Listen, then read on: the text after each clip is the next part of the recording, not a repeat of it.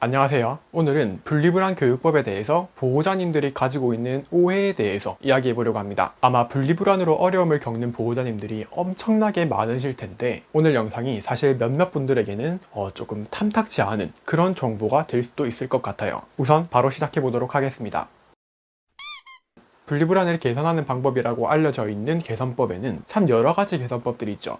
관심 줄이기, 쳐다보지 않기, 말 걸지 않기, 분리취침이나 분리생활, 현관문 드나들기, 애착 인형 만들어주기, 하우스 교육이나 방석 교육 등 불안 심리를 줄이는 데 효과를 볼 수 있는 개선법들이 참 다양하게 있는데 바로 이런 개선법들에 대해서 보호자님들이 가지고 있는 오해에 대해서 이야기를 해보려고 해요. 앞서 이야기한 다양한 분리불안 개선법들은 분리불안 개선을 보조해주는 부수적인 효과를 주는 것일 뿐 그 자체가 분리불안 개선법이라고 할 수는 없어요. 꽤 많은 보호자님들이 이 분리불안 개선법이라고 알려져 있는 이 방법만 적용해도 점차 분리불안이 개선되는 효과를 얻을 수 있을 거라고 생각해요. 하지만 안타깝게도 이미 분리불안을 겪고 있는, 이미 분리불안 증상을 보이고 있는 반려견에게 앞서 언급한 개선법이라고 하는 방법들을 적용한다 해서 분리불안 개선 효과를 얻을 수는 없습니다. 분리불안을 개선시키기 위해서 가장 필요로 하는 것은 이렇게 다양한 방법의 개선법이 아닌 반려견이 집에 혼자 남겨지는 경험을 하는 것 이에요. 분리불안 개선을 위해서 노력하시는 보호자님들께서 간혹 제게 이런 말씀을 하실 때가 있어요. 분리불안 개선법을 열심히 따라해보고 있지만 여전히 우리 반려견은 집에 혼자 있을 때 짖거나 하울링해요. 민원이 들어올까봐 걱정이 되어서 점심시간마다 집에 가서 반려견을 봐주고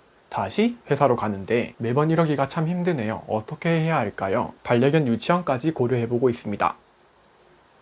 바로 이게 오해라는 거예요. 애초에 분리불안 개선법이라고 알려져 있는 이 다양한 방법들은 반려견이 짖든 하울링을 하든 집에 혼자 남겨지는 경험을 한다 라는 전제를 두어야만 효과를 볼 수 있는 방법들이에요. 이걸 미처 모르는 보호자님들께서는 그냥 어떻게든 이 개선법대로 하기만 하면은 분리불안이 개선되는 효과를 볼 수 있을 거야 라고 생각해요. 아마 이런 보호자님들께서는 분리불안 개선법을 처음 알아보고 정보를 찾아볼 때 처음부터 반려견이 혼자 집에 남겨져도 짖지 않고 하울링을 하지 않고도 분리불안 개선을 할 수 있는 방법을 찾으셨던 걸 거예요. 그리고 분리불안 교육법, 분리불안 교정법, 분리불안 개선법 이렇게 다양한 이름으로 불리는 정보들은 마치 반려견이 혼자 집에 남겨줘도 짖지 않게끔 하울링 하지 않게끔 만드는 개선법인 양 안내되니 보호자님들은 이렇게 하면 반려견이 집에 혼자 있어도 조용히 있게끔 만들 수 있나 보다 라며 개선법을 철석같이 믿게 될 수밖에 없었겠죠. 자, 딱 잘라 말씀드릴게요. 이미 분리불안이 있는 반려견이 처음부터 반려견이 집에 혼자 있어도 하울링하지 않고 짖지 않고 잘 있을 수 있게 만드는 개선법은 존재하지 않아요. 아마 이 정도까지 영상을 보신 보호자님들이라면 이렇게 생각하실 거예요. 그렇게 반려견을 집에 혼자 두게 되면 짖거나 하울링을 해서 이웃에게 민원이 들어올 것 같은데 어떡하죠? 정말 안타깝게도 이 분리불안을 개선하는 과정에 있어서 반려견이 짖고 하울링을 하고 집에서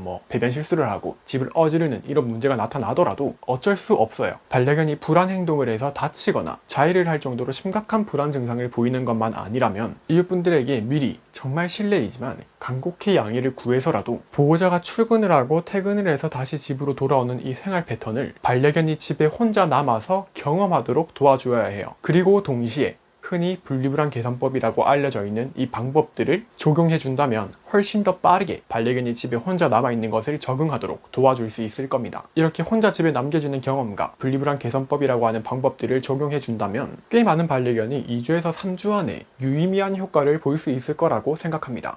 이왕 이렇게 분리불안에 대해서 이야기한 김에 흔히 알려져 있는 분리불안 개선법 중에서 제가 가장 중요하다고 생각하는 두 가지 개선법을 짚어드릴게요. 첫 번째는 분리생활이에요. 아마 분리취침 말고 분리생활이라는 것은 좀 생소하실 텐데 제가 분리불안 관련 교육을 할 때 꼭 해야 한다고 알려드리는 방법인데 분리생활이란 건 반려견과 놀아줄 때는 놀아주고 반려견과 교육을 할 때는 같이 교육하고 산책을 할 때도 함께 산책하는데 보호자가 그냥 자기 시간을 보낼 때 그냥 멍 때리거나 낮잠을 자거나 스마트폰을 보거나 유튜브를 보거나 책을 보거나 이럴 때 반려견과 공간이 분리되는 걸 의미해요. 보호자가 외출했을 때 반려견이 혼자 남겨지는 공간은 주로 어디죠? 거실이죠. 보호자가 자기 방에 들어가서 자기 시간을 보내면 반려견이 혼자 남겨지는 공간은 어디죠? 거실이죠. 보호자와 반려견이 집안에서 공간이 분리되면 반려견은 혼자 남겨진 그 공간을 더욱 적극적으로 적응하려고 노력해요. 즉, 적응에 좋은 기회가 될 수도 있다는 거죠. 보호자와 함께 집에 있는 상황에서 그 공간에 적응하는 기회가 많아지면 많아질수록 반려견이 혼자 집에 남겨졌을 때에도 이 거실이라는 공간에서 조금은 더 편안한 마음을 가지게 될 수 있죠. 거주 형태가 원룸일 경우에는 이 분리생활이 아예 불가능하지만 방이 딸려있는 형태의 집일 경우에는 이 분리생활이 꼭 이루어져야 합니다. 많은 보호자님들이 나의 소소한 시간을 반려견과 함께 붙어서 보내고 싶어 하지만 아쉽게도 분리불안이 있는 반려견이라면 함께 소소한 시간을 보내는 것마저도 경계해야 해요. 다만 놀아주는 것, 그리고 교육하는 것, 산책하는 것, 그리고 함께 자는 것은 얼마든지 괜찮아요. 저는 분리불안을 개선할 때 분리취침이 필수적으로 이루어질 필요는 없다고 생각하지만 이 분리생활은 꼭 필수적으로 이루어져야 한다고 생각해요.